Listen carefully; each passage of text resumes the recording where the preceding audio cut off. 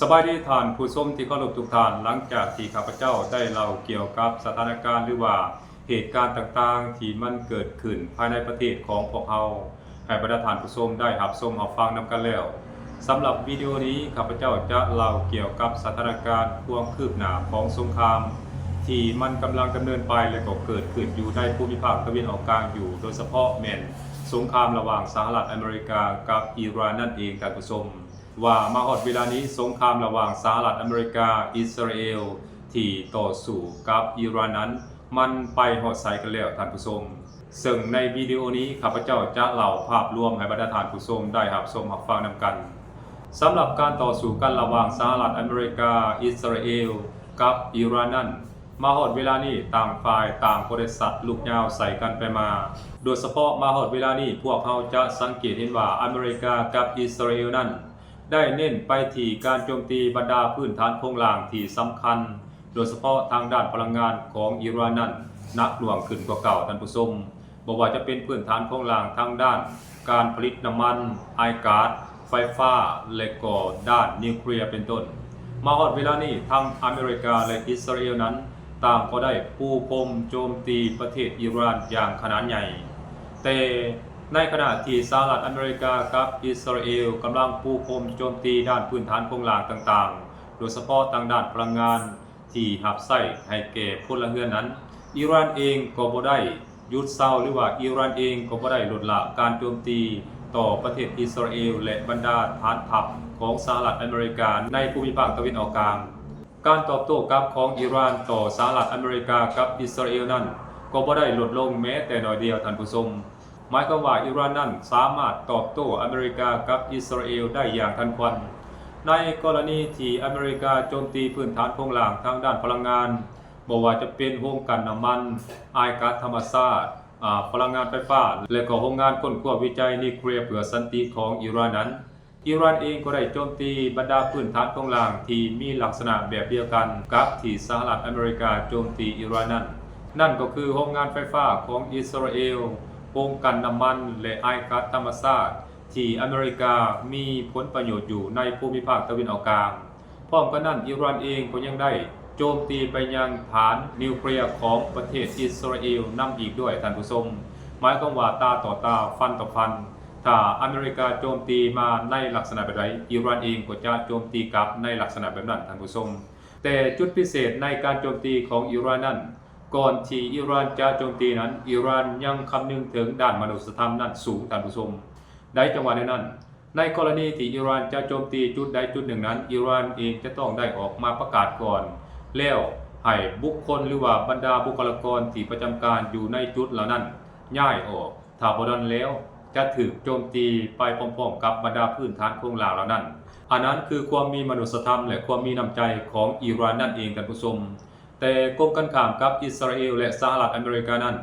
อเมริกากับอิสราเอลนั้นมักจะซิ่งลงมือโจมตีก่อนที่จะออกมาประกาศแจ้งเตือนนำหลังสิ่งที่สหรัฐอเมริกากับอิสราเอลได้ทำการโจมตีต่อประเทศอิหร่านนั้นมันแสดงให้พวกเขาเห็นอย่างชัดเจนว่าประเทศใดเป็นประเทศที่มีการเคารพสิทธิมนุษย์ประเทศใดมีการเคารพความเป็นมนุษย์ของคนหลายกว่ากันท่านผู้ชมเห็นได้อย่างชัดเจนในกรณีการโจมตีกันไปมาท่านผู้ชมนอกจากนั้นแล้วมาฮอดเวลานี้พวกเขาจะสังเกตเห็นว่าสถานการณ์ของสงครามที่มันกำลังเกิดขึ้นอยู่ในภูมิภาคตะวันออกกลางนั้นน่าจะลุกลามบานปลายและเกินที่อเมริกาและอิสราเอลนั้นจะสามารถควบคุมได้เพราะฉะนั้นมาฮอดเวลานี้จึงเห็นทั้งอิสราเอลสหรัฐอเมริกานั้นต่างก็วิ่งเต้นไปหาประเทศนั้นประเทศนี้ไปทั่วเพื่อขอเจรจาสงบศึกหรือว่ายุติสงครามกับอิหร่านนั่นเองท่านผู้ชมและในระยะหลังๆมานี้สหรัฐอเมริกาก็แล่นไปหาประเทศอิตาลีฝรั่งเศสเยอรมันประเทศอังกฤษและก็ประเทศรัสเซียหรือแม้กระทั่งประเทศอื่นๆเพื่อให้เป็นคนกลางไปเจรจากับประเทศอิหร่านนั่นเองท่านผู้ชมล่าสุดในมื้อวันที่23ที่ผ่านมานั้นโดนัลด์ทรัมป์ก็ได้ออกมาประกาศว่าจะยุติการโจมตีประเทศอิหร่านในระยะเวลา5 วันเพราะโดนัลด์ทรัมป์ให้เหตุผลว่าอิหร่านนั้นได้โทรศัพท์มาขอเจรจากับประเทศตนเองและผลของการล่มโทรศัพท์นั้นก็เป็นไปแบบสังสรรค์เพราะฉะนั้น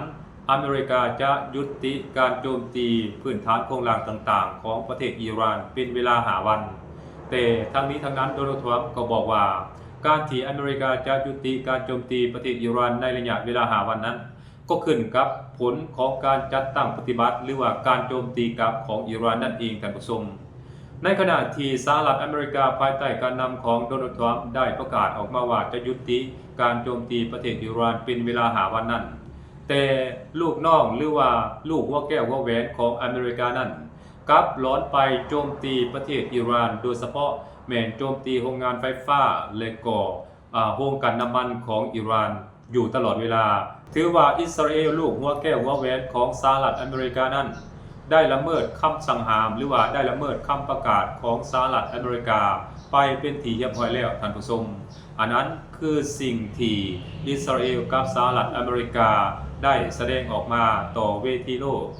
ในทางกลับกันรัฐมนตรีกระทรวงการต่างประเทศของประเทศอิหร่านนั้นก็ได้ออกมาให้สัมภาษณ์ต่อหน้าสื่อว่าระหว่างสหรัฐอเมริกากับอิหร่านนั้นบ่ได้มีการติดต่อสื่อสารหรือว่าบ่ได้มีการสนทนาเพื่อเจรจาสงบศึกระหว่างกันใดๆทั้งสิ้นท่านผู้ชมอิหร่านยังยืนว่านับตั้งแต่เกิดสงครามระหว่างอเมริกากับอิหร่านนั้นอิหร่านบ่ได้มีการเจรจาหรือว่าห้องขอเพื่อขอเจรจาสงบศึกกับสหรัฐอเมริกาใดๆทั้งสิ้นท่านผู้ชมเพราะอิหร่านยึดถือว่าอเมริกานั้นเป็นผู้หุกหานเพราะฉะนั้นอิหร่านจะยืนหยัดในการต่อสู้และขับไล่ผู้หุกหานออกจากแผ่นดินของตนเองให้ได้ในที่สุดและอิหร่านก็เชื่อในว่าความสำเร็จหรือว่าชัยชนะในสงครามครั้งนี้นั้นจะตกเป็นฝ่ายของอิหร่านอย่างหลีกเลี่ยงบ่ได้การที่สหรัฐอเมริกาได้ออกมาประกาศปังๆอยู่เสมอว่าอเมริกานั้นได้รับชัยชนะแล้วและอเมริกาก็มักจะบอกว่าอิหร่านนั้นโทรมาขอเพื่อเจรจาสงบศึกกับสหรัฐอเมริกานั้นมันเป็นสัญญาณบ่งบอกว่าสหรัฐอเมริกานั้นได้พ่ายแพ้สงครามในครั้งนี้ให้กับประเทศอิหร่านไปเป็นที่เรียบร้อยแล้วท่านผู้ชมเพราะบ่มีประเทศใดที่กำลังอยู่ในท่าได้เปรียบหรือว่า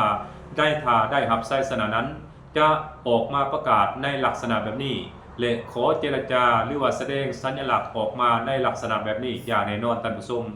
อันนั้นหมายความว่าการที่สหรัฐอเมริกาแสดงปฏิกิริยาออกมาเพื่อขอเจรจากับอิหร่านในหลายๆครั้งที่ผ่านมานั้นมันได้แสดงให้พวกเขาเห็นว่าอเมริกานั้น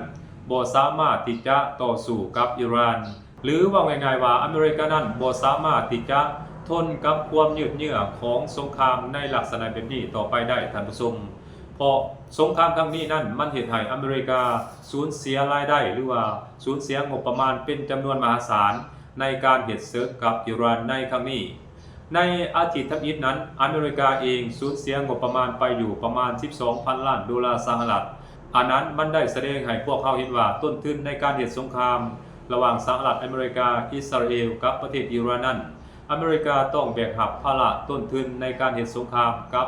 อิหร่านนั้นสูงหลายที่สุดในประวัติศาสตร์และสงครามครั้งนี้ก็เฮ็ดให้อเมริกานั้นมีความสูญเสียหลายที่สุดบ่ว่าจะเป็นกำลังพลอาวุธยุทโธปกรณ์และฐานทัพต่างๆของสหรัฐอเมริกาในภูมิภาคตะวันออกกลางนั้นต่างก็ถูกอิหร่านทำลายราบคาบเป็นหน้ากองไปตามๆกันเรดาร์อาวุธยุทโธปกรณ์ที่ทันสมัยบ่ว่าจะเป็นเครื่องบิน F-15 F-16 F-35 พร้อมทางระบบเรดาร์ระบบป้องกันภัยทางอากาศที่อเมริกา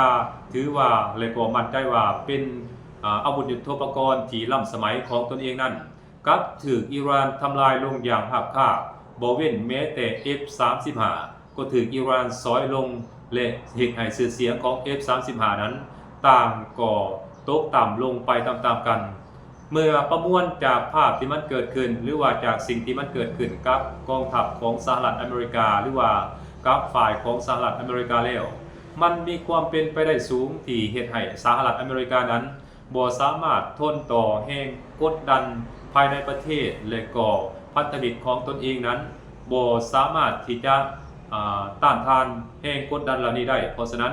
อเมริกาภายใต้การนำของโดนัลด์ทรัมป์นั้นจึงพยายามซอกหาทางลงขอเจรจาสงบศึกหรือบ่ก็ก้าวไปถึงการยุติสงครามระหว่างสหรัฐอเมริกากับอิหร่านนั่นเองท่านผู้ชม แต่ก็มีหลายๆประเทศออกมาแจ้งเตือนประเทศอิหร่านว่าโดยเฉพาะแม่ลูกสาวของกาดาฟีอดีตผู้นำลิเบียนั้นก็ได้ออกมาประกาศแจ้งเตือนหรือว่าออกมาโพสต์แจ้งเตือนประเทศอิหร่านว่าห้ามบ่ให้มีการเจรจาหรือว่ายอมแพ้ต่อประเทศอเมริกาใดๆทั้งสิ้นห้ามบ่ให้เสือคำมั่นสัญญาสหรัฐอเมริกากับอิสราเอลใดๆทั้งสิ้นถ้าหากว่าอิหร่านยอมปฏิบัติตามการห้องขอของอเมริกากับอิสราเอลแล้วในอนาคตภายภาคหน้าบ่มือใดมือหนึ่งนั้นศาตกรรมของประเทศอิหร่านก็บ่ต่างหยังกับประเทศลิเบียซีเรียและอิรักอย่างแน่นอนอันนั้นคือการออกมากล่าวเตือนหรือว่าแจ้งเตือนของลูกสาวกาดาฟีอดีตผู้นำลิเบียนั่นเองท่านผู้ชมซึ่งนางเองก็มีความหวังดีต่อประเทศอิหร่านบ่ให้อิหร่านนั้นเจรจายุติสงครามกับสหรัฐอเมริกาเพราะสังเกตจากปฏิกิริยาและสถานการณ์ต่างๆแล้วมาฮอดเวลานี้อิหร่านนั้นคุ้มความได้เปรียบสหรัฐอเมริกาอยู่ถึงแม้ว่าจะเกิดการสูญเสียบรรดาพื้นฐานโครงหลังของอิหร่านนั้นจะถูกทำลายเสียหายอย่างหนักหน่วงจากสหรัฐอเมริกากับอิสราเอลก็ตามแต่ถ้าว่าสงครามระหว่างอิหร่านกับสหรัฐอเมริกาและอิสราเอลยืดเยื้อแบบนี้ต่อไปก็จะเฮ็ดให้สหรัฐอเมริกานั้นทนต่อแรงกดดันภายในประเทศและพันธมิตรของตนเองในภูมิภาคตะวันออกกลางและยุโรปนั้นบ่ได้สุดท้ายแล้วอเมริกาก็จะยอมแพ้ต่อประเทศอิหร่านเองท่านผู้ชมเพราะเฮามาสังเกตว่า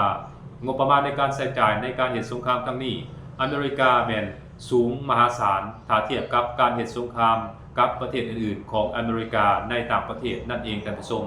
อันนั้นคือเรื่องราวที่มันเกิดขึ้นในภูมิภาคตะวันออกกลางที่ข้าพเจ้าได้นำมาเว้ามาเล่าให้บรรดาท่านผู้ชมได้รับชมรับฟังนำกันในวิดีโอนี้สำหรับต้นหน้าข้าพเจ้าก็จะยังสืบต่อนำเอาเรื่องราวข่าวๆต่างๆที่มันควรเด่นมาเว้ามาเล่าให้บรรดาท่านผู้ชมได้รับชมรับฟังนำกันสำหรับตอนนี้หมดลงเพียงเท่านี้สบายดี